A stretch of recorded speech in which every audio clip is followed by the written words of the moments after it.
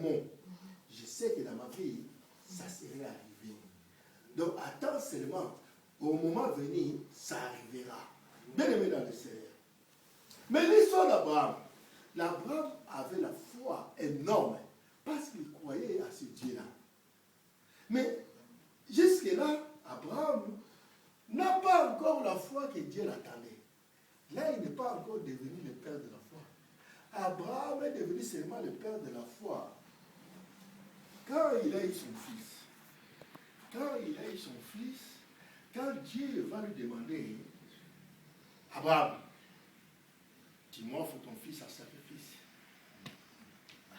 Abraham, sans douter, il sait que c'est lui qui m'avait donné.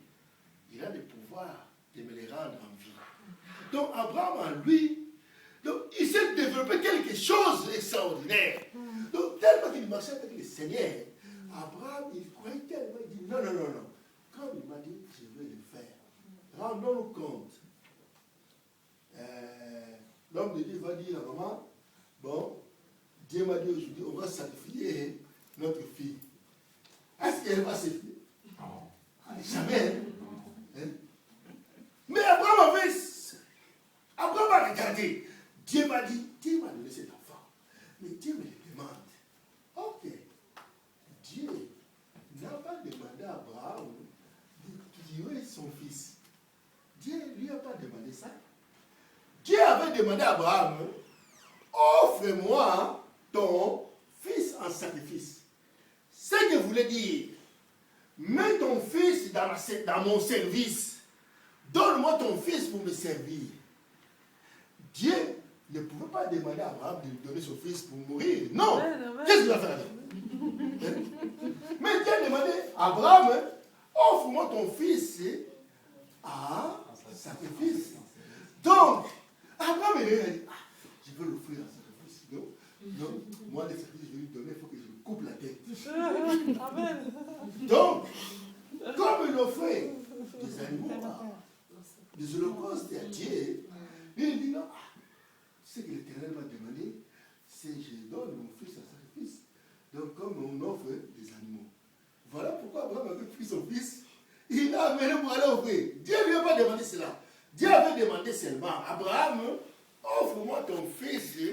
Donc, ça veut dire, quand on offre nos enfants à Dieu, on prend nos enfants, on vient devant Dieu, Seigneur, mon fils, je te le donne. Fais de lui ce que toi tu veux qu'il soit, qu'il te serve dans ta vie, dans sa vie toute, sa vie sur la terre. Là, tu donnes la vie de ton fils à Dieu. Ce n'est pas que Dieu t'a donné la vie, qu'il meurt d'abord. Non. Dieu n'a pas besoin de faire mourir son enfant. Non. Dieu n'a pas demandé à Abraham, donne-moi ton fils, tue-lui. Il ne veut pas dit de tuer son fils. Non, Dieu n'a pas dit ça. Voilà pourquoi quand Abraham a placé son fils, il a attaché son fils, il l'a placé. Je ne sais pas les pauvres, je ne sais pas comment il avait pleuré, parce que ton propre père t'attache, il prend le couteau et veut t'égorger. Mais cette fille, et cette fils, et le fils d'Abraham, Isaac, avait souffert. Même moralement, mentalement. Parce que ton père te prend, te saisit. Il veut t'égorger. Même si après, est-ce qu'il est resté comment? Si c'était aujourd'hui, on allait appeler des pistolets, des machins pour te suivre. Comment tu vas, est-ce que tu te sens bien, machin. Non. Mais, Abraham, il a pris l'enfant. Quand il prend le couteau, l'ange de l'Éternel a parlé. Abraham, ne fais pas cela. J'ai vu maintenant que toi tu crains l'Éternel. Parce que tu prends ton enfant, l'unique, tu veux donner ça à Dieu, qu'il meurt pour le Seigneur. Donc c'était au-delà de ce que Dieu lui avait demandé. Donc ce qu'Abraham avait fait, c'était au-delà. Voilà pourquoi Dieu a dit, lui vraiment c'est le père de la foi. C'est à partir de cela, Abraham est devenu le père de la foi. Parce que la foi qu'Abraham avait à l'égard du Seigneur, si quand il était rentré, si Isaac avait dit à Sarah que papa aujourd'hui allait me tuer, donc là-bas ça pétait, donc il y avait des conflits à la maison.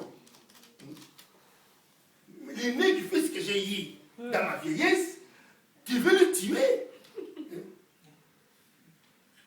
Si elle n'était pas au courant, ça je ne sais rien. Mais si elle avait su que son fils a été pour être livré, égorgé, ça allait être un autre problème. De le mettre dans le Seigneur. Mais Abraham, il était là. Frère, il dit non, Dieu m'a demandé ce que nous offrir à mon Seigneur. Et cet acte-là qu'il avait fait, il a dit, ah, maintenant je vois que tu crains mon nom. C'est à partir de cet acte-là qu'Abraham est devenu le père de la foi.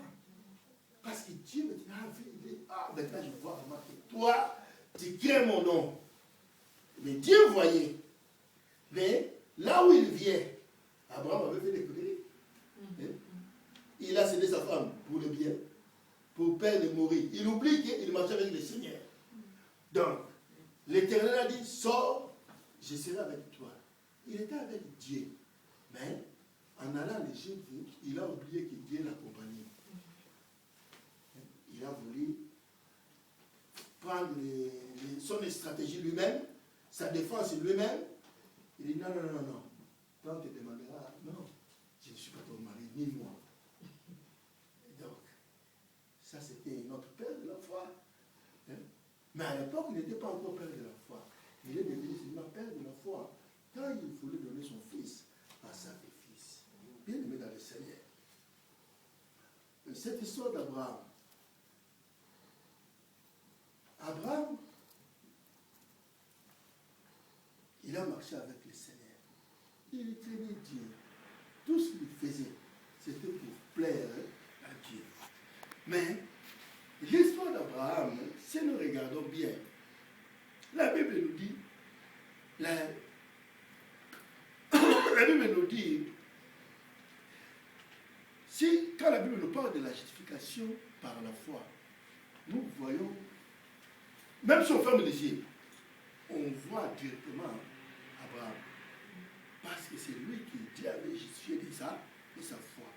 Mais les malins qui nous entourent, les malins qui essaient de nous dérober, les malins, le diable, lui, il nous essaie seulement à nous enfermer dans une servitude quelque part.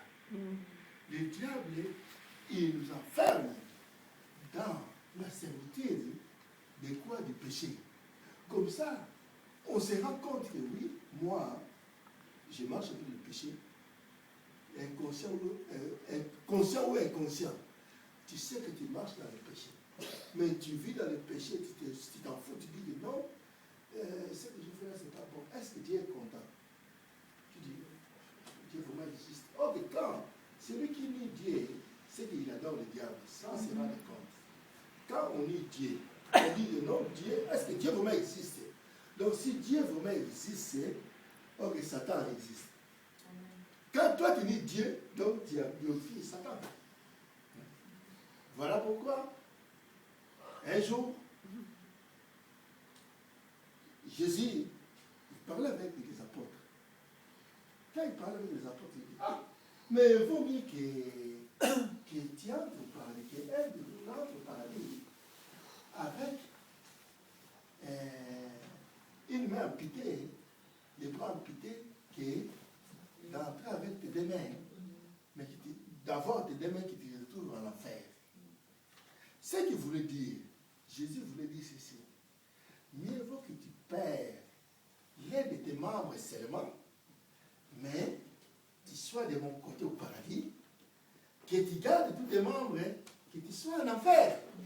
Donc ce qu'il voulait dire encore ceci, que tu peux t'en débarrasser de tout ce qui t'amènera à l'enfer. Mieux vaut tu te débarrasses de tout ce qui peut t'accrocher pour que tu aies un enfer, que